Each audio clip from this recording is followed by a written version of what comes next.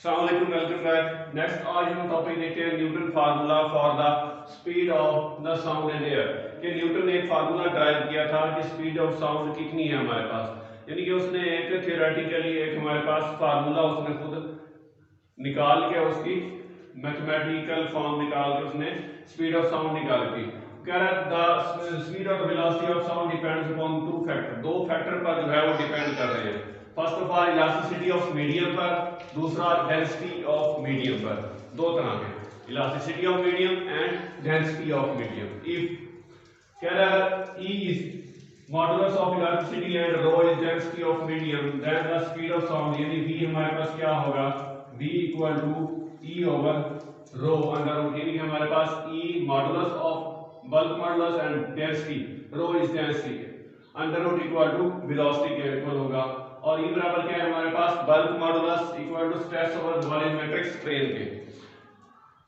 ई बराबर है volume over volumetric stress over volumetric strain and stress equal to change in pressure volumetric strain is change in volume के। ये हमारे पास ई को एक्सप्लेन कर रहा है। ई हमारे पास क्या है, E over rho equal to under root over B.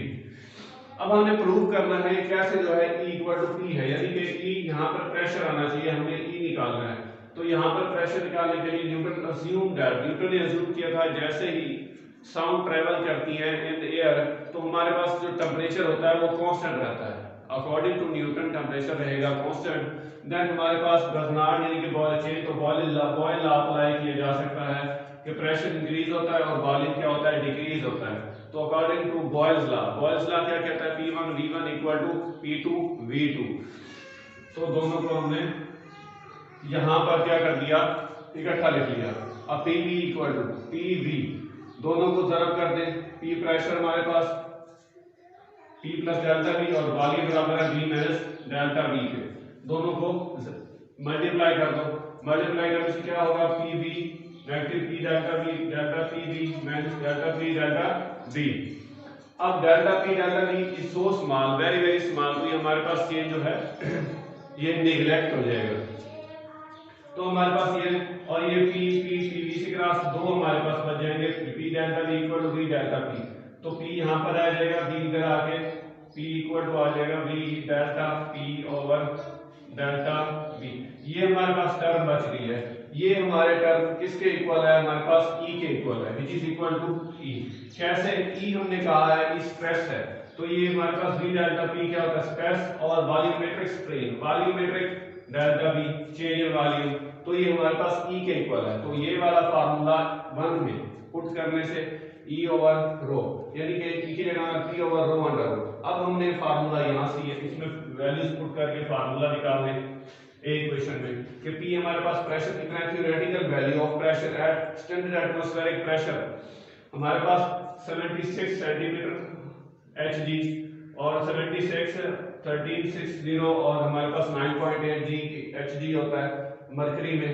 तो हमारे पास इसकी वैल्यू आ जाएगी 76 मल्टीप्लाई 13600 इनटू 9.8 ओवर 1.29। हमारे पास डेंसिटी ऑफ एयर, ये गैस की हमारे पास मरकरी 1.29 होती है, जो कि हमने उसमें पुट किया और हमारे पास फार्मूला है V equal to 280 plus 0.2 metre फी सेकंड स्क्वायर, यानी हम उसने फार्मूला निकाला V इक्वल टू 280.2 मीटर फी सेकंड। ये हमारे पास उसने कहा ये वेलोसिटी है कि speed of sound in air ये वाली है, बट एक्सपेरिमेंटली वैल्यू क्या थी हमारे पास 332 थी मीटर फी सेकंड, जो कि रॉन्ग, उसने डेरिवेशन जो है रॉन्ग की थी। न्यूटन के मुताबिक 280 है, एक्सपेरिमेंटल वैल्यू 332 मीटर फी सेकंड है। तो ये हमारे पास Newton formula for speed of sound in air आ गया, उसने इतना फाइंड किया था। अब इससे आगे एक और साइंटिस्ट लैपलास ने इसकी करेक्शन की थी।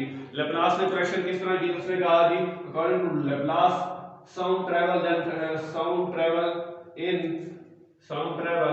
And temperature of air rises due to compression and rarefaction. के हमारे पास जो साउंड होती है बेसिकली वो लॉन्गिट्यूडिनल वेव की नोइज रखती है, यानी बिल्कुल सीधी कंप्रेशन रेयरफेक्शन बनते बनते एक पॉइंट से दूसरे पॉइंट तक मुंतकिल होती हैं। तो वो कैसे होती है हमारे पास, वो कंप्रेशन और रेयरफेक्शन। अब वो कंप्रेशन करेगा यानी कंप्रेशन होगी तो हमारे पास टेम्परेचर इंक्रीज होगा, और रेयरफेक्शन होगी तो हमारे पास टेम्परेचर जो होगा वो डिक्रीज होगा। यही वो कह रहा है, डज नॉट रिमेन कांस्टेंट, नहीं रहता, यानी does not remain constant. Temperature Newton ने कहा था टेम्परेचर कांस्टेंट रहता है, लेवलास कहता है टेम्परेचर कांस्टेंट नहीं रहता। इसको हमने इसकी टर्म को हमने यूज करना है। तो उसने एक फार्मूला वही PV equal to Boyle's law के मुताबिक constant equal to rho gamma, यानी कि हमारे पास गामा का इजाफा किया था, PV gamma equal to constant. ये हमने उसने लेवलास क्वेश्चन की थी।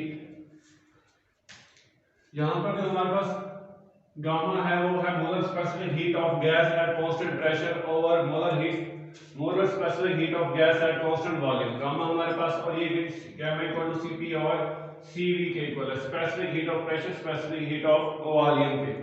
और कह रहा है अगर प्रेशर इंक्रीज हो रहा हो, pressure increase V plus delta V and volume decrease हो रहा हो V नेगेटिव डेल्टा V, तो हमारे पास बॉयल्स के कानून के मुताबिक, बॉयल्स के कानून हमारे पास क्या था, P1 V1 equal to P2 V2 है। इसमें हम वैल्यूज पुट करके देखते हैं, यानी कि हमारे पास PV गामा कांस्टेंट होगा, PV गामा कांस्टेंट होगा, तो इसको इसकी जगह पर हम ये पुट कर सकते हैं PV equal to P plus delta V and V minus delta V gamma. दोनों को क्या करते हैं अब यहां से वॉल्यूम जो है बाहर निकाल लें, वॉल्यूम इक्वल हो जाएगा volume gamma 1 minus delta V और डेल्टा V और V गामा। ठीक है, अब ये जो वॉल्यूम है इस वॉल्यूम से कैंसिल हो जाएगा, P plus delta P 1 minus delta V और V गामा। यहां पर अप्लाई, इसके ऊपर हम 1 माइनस डेल्टा V और V गामा, इसके ऊपर हमने क्या अप्लाई करना है, बाइनोमियल थ्योरम अप्लाई करना है। बाइनोमियल थ्योरम हमारे पास क्या होता है, 1 plus nx plus nx square up to so on, nx square up to so on चलता जाता है। तो हमारे पास 1 वैसे के वैसे माइनस, जो माइनस है यहाँ पर, तो gamma delta V over V up to so on, higher powers जो होंगी हम निगलेक्ट कर देंगे। तो हमारे पास इसकी जगह पर 1 minus gamma delta V over V आ गया, यहाँ पर पुट कर 1 माइनस गामा डेल्टा V और डेल्टा V।